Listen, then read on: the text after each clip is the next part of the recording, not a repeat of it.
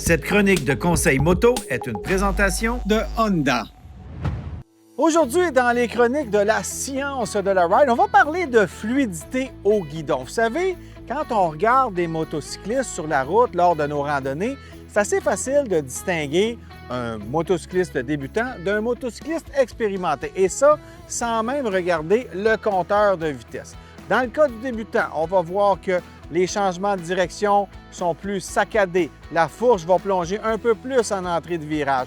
Tous les mouvements sont un peu plus brusques. Dans le cas d'un motocycliste expérimenté, il va avoir évidemment beaucoup plus de fluidité. Les changements de direction vont couler d'un côté à l'autre. Le freinage va être plus doux, il va rentrer plus rapidement dans le virage, en sortir plus rapidement également, freiner plus tard, reprendre les gaz plus tôt. Et tout ça semble facile. Comme dans n'importe quel sport, c'est la pratique qui fait qu'on devient un excellent pilote. Mais comment faire pour s'améliorer? Bien d'abord, la fluidité, ça passe par l'adhérence de votre pneu. Chaque pneu a une capacité maximale d'adhérence et c'est à vous de la gérer. Des changements de direction brusques, des changements de vitesse brusques, des freinages brusques, ça va venir modifier votre adhérence et ça va venir aussi travailler sur l'assiette de votre moto. En anglais, on dit « don't upset the frame ». Donc, il faut que votre moto reste stable. Les pilotes expérimentés le savent et pour contrôler la moto, chaque transition va être appliquée progressivement. Donc, on va freiner doucement, on va lâcher l'accélérateur doucement. Même chose pour le levier d'embrayage, le frein arrière. Tout doit être progressif, ce qui fait que votre moto sera plus stable et vous aurez un meilleur contrôle et une meilleure fluidité dans la circulation. En fait, si je veux en rajouter une couche, je vous dirais que la mécanique d'une moto doit être traitée avec finesse. Si on accélère progressivement, ça va charger votre suspension arrière progressivement et le couple sera bien transmis à la chaussée. Même chose au freinage.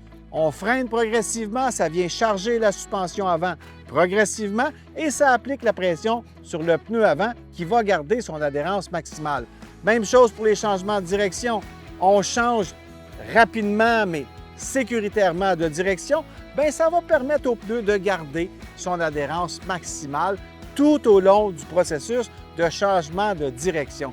Donc, les pilotes expérimentés vous diront que ce n'est pas la brutalité qui compte pour avoir une fluidité dans son pilotage, c'est plutôt la finesse et la précision dans les transitions.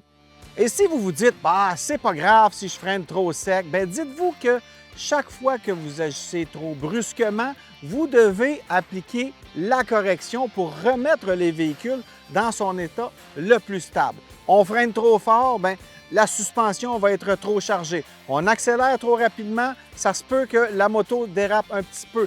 Vous changez de direction trop rapidement, trop brusquement, vous perdez de l'adhérence. Donc, à chaque fois que vous allez être trop brusque avec votre moto, vous allez en payer le prix. Et ce prix, c'est que vous avez une moto moins stable, moins confortable, vous perdez confiance et donc vous êtes moins fluide et, en bout de ligne, moins rapide. Et évidemment, pour être fluide sur la route, un des items les plus importants, c'est de regarder loin. On ne le dira jamais assez.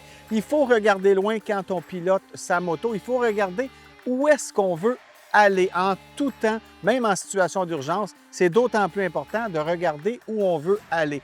Comment est-ce qu'on peut anticiper ce qui s'en vient sur la route? Bien, ça ne prend pas une boule de cristal, il ne faut pas être devin, il faut regarder loin et prévoir sa trajectoire en conséquence. Ça peut sembler paradoxal, mais les pilotes les plus rapides donnent souvent l'impression d'être les moins pressés. Ils ne se battent pas contre la moto, ils laissent la machine travailler. Ils entrent dans les virages avec calme, appliquent les commandes avec précision et utilisent toute la largeur de leur trajectoire. Et vu de l'extérieur, ça semble facile. Pourtant, derrière cette simplicité se cache une technique bien développée. Mais pensez aussi que la fluidité, ça économise l'énergie. Plus on est fluide, moins on sera stressé.